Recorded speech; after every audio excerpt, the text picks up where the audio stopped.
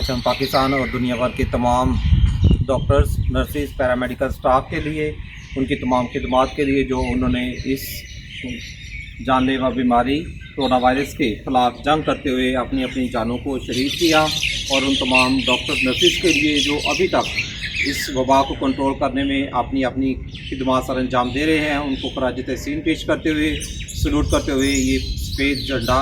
परचम लहराते हुए उनको हम खराज तहसीन पेश करते हैं। हम दुआ मांगें। एकाद मतलब खुदा का शुक्र अदा करते हैं ज़िंदगी और ज़िंदगी की सारी नेमतों के लिए, और ख़ास तौर पे आज दुआ करते हैं तमाम डॉक्टर्स के लिए, नर्सिस के लिए, पैरामेडिकल स्टाफ के लिए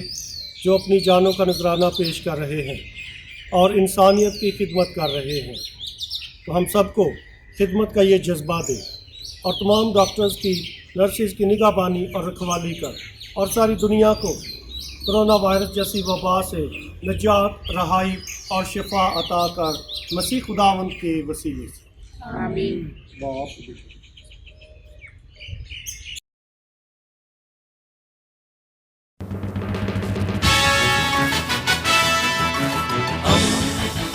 दोस्ती का पैगंबर, रेडियो वेरितास एशिया।